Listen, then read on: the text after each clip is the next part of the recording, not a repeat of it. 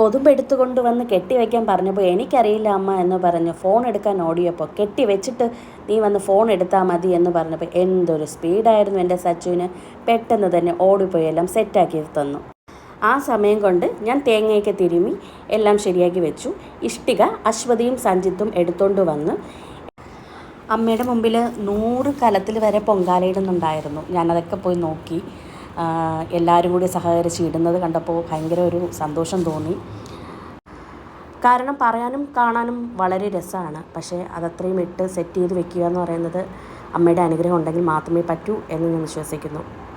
അമ്മയും മനസ്സിൽ വിചാരിച്ച് അടുപ്പ് കൂട്ടി വെള്ളം എടുത്ത് അരി കഴുകി വെച്ചു. വലിയ കൊതുമ്പൊക്കെ എൻ്റെ പൊന്നുമോൻ ചെറുതായി കീറിയിട്ട് തന്നു.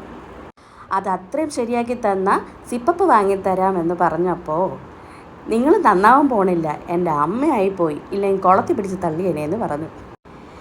എന്തൊക്കെ പറഞ്ഞാലും എനിക്കും ഞങ്ങളുടെ നാട്ടുകാർക്കും അമ്മയുടെ മുന്നിൽ വന്ന് പൊങ്കാല ഇടുന്നത് അനുഗ്രഹമായി കരുതുന്നു.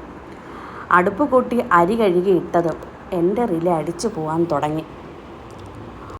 ഒരുവിധം എല്ലാം ഇട്ട് കഴിഞ്ഞ് പോയി അവിടെ ഒരു ചെയർ ഇരിപ്പുണ്ടായിരുന്നു. അതിൽ പോയി ഇരുന്നപ്പോൾ സഞ്ജിത്തെ ആംബുലൻസ് വിളിയടാ, ആ നിലവിളി ശബ്ദമിട്ട് എന്നെ കൊണ്ടുപോടാ എന്ന് ഞാൻ പറഞ്ഞു.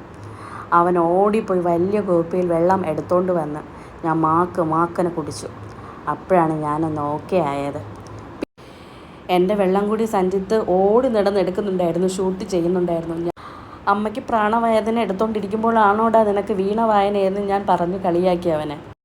പൊങ്കാലയിട്ട് വീട്ടിലോട്ട് വന്ന വഴിക്ക് നമ്മുടെ വീടിൻ്റെ കുളത്തിൽ വാട്ടർഫോൾ അത് കണ്ട് ഞെട്ടി അമ്മാവാന്ന് പറഞ്ഞതുപോലെ എൻ്റെ അവസ്ഥ. വൈകുന്നേരം ഇട്ടപ്പോൾ വെബ്ജിയർ പോലെ മിനിമിനി തിളങ്ങുന്നുണ്ടായിരുന്നു. അപ്പോൾ ഇത്രയേ ഉള്ളൂ. Tata bye bye, okay, see U.